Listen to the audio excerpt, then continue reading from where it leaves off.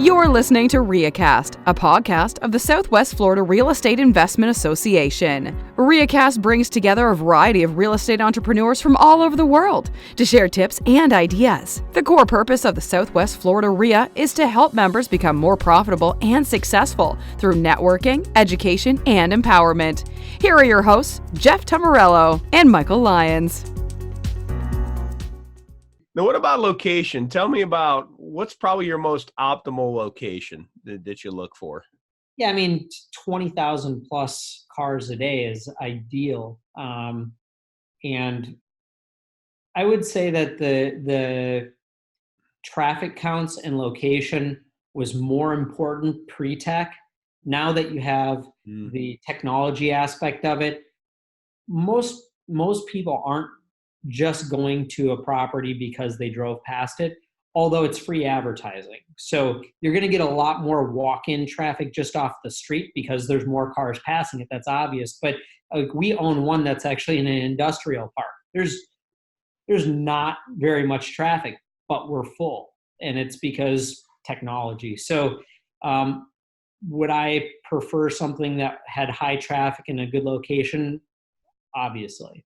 But it's not as large of a deal killer as it used to be. The other thing is you do take that location into consideration when pricing. Mm-hmm. So it is a higher risk buy if you're not on First and Main.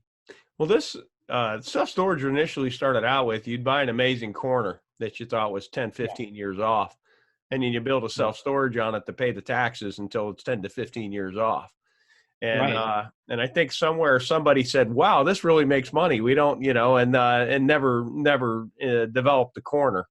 So it's an interesting, just like you said, tech versus pre-tech. I think there was a moment in self-storage when they realized this isn't a way to hold land. This is actually a way to make money.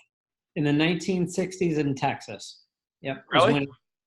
Self-storage actually goes back to Europe, pre-United States. They're actually it's not what we think of, and anywhere near as sophisticated as what we think of. But there was storage back in Europe. But then in the 1800s, somebody thought it was a good idea, and that's at least the earliest that anyone that I've read about engaged in it in the United States was in the late 1800s, and then in the mid 60s in Texas is when it started to actually kick off as a business model.